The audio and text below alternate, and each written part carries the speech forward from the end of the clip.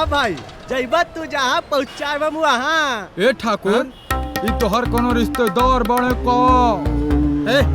20 साल से हम गांव छोड़ के शहर में रहनी है, तोहनी नियन हमू अनाथे बानी। दूर दूर तक कहूँ हमार कोनो नात बात नहीं है। ए भैया, हम है लल्लन ऑटो वाला, ई रहल हमार बसंती। बसंती? कहाँ भी है बसंती? अरे भैया, हमार ऑटो के नाम है बसंती। अब जल्दी बोली, कहाँ जाए के बा? महुआ जाए के बा, को पैसा लेबे? अरे साहब, इतना बड़ा लोग बनी और पैसा के बात करता नहीं, जवान बुझाई ले ले। चला बैठी बैठी बैठी। ठीक बा, डिक्की में सामान डाला। हाँ हाँ हाँ चली।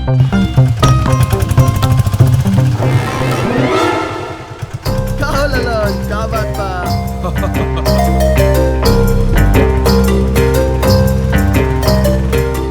ललन, महुआ गांव कैसन बा? लगता नया बड़ा जगह। अरे ना हमनी के महुआ गांव में घर खरीद ले जा। बसंती के क्रिया भैया एक नंबर गांव बा, और यहाँ के लोग भी एक नंबर बारे। एक से बढ़ के एक नगीना। सबसे बड़का नगीना तत्ते बड़े सारे। कुछ कहनिया का चाचा? सारे चाचा मत बोलिए, ठाकुर है हम, ठाकुर। हाँ। हम का कहता नहीं कि रहुआ गब्बर सिंह बानी। आगे चला।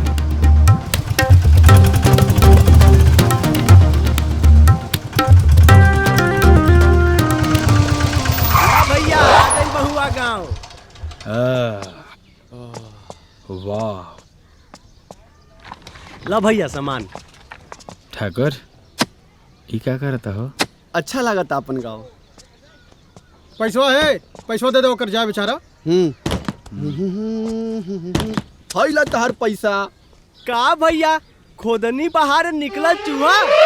अरे तू लोग के तो हम इतना बोर आदमी समझत रही, तू लोग बारा की 50 रुपया देत बारा। अरे भैया, हमरा हियाँ आवे के खाली भाड़ा 2000 रुपया हो गईल। अरे तोहर दिमाग खराब बा, 2 किलोमीटर के 2000?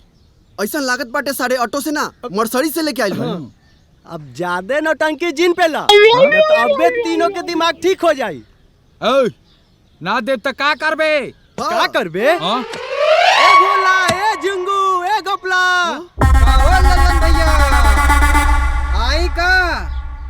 ए बिरु, दे 2000, दे सारे के। ले पकड़।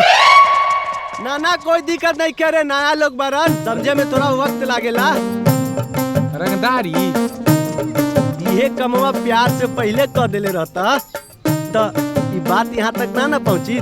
खैर छोरा, अब कबो सफर के जरूरत पड़ी तो हमारा नंबर लिख ला, याद करिया। लल्ला नट्टो वाला रेडी। काहे सब ऑटो वाला मर गइल का? तू ही एगो बड़ा जिंदा। ना, गांव में थोड़ा हम फेमस बानी। हो गई, निकल, चल चल जो सारे दिखाइए मत। मालूम बा, जब आदमी के दिन खराब होला ना, तो ऊंट पर बैठल आदमी के कुकुर काट लेला। ई साल ऑटो वाला हमनी के ठग लेलस, हमनी के। अरे हम तो कहते हैं जाए, ई जगह हमनी खातिर ठीक नहीं के बाबू। अरे ठाकुर, तू परेशान मत हो। हमनी के पास पैसा के कौन कमी बा? वो तो है बा। अरे ऐसा नमूना कितना आई है, कितना जाई है। अरे डोंट माइंड।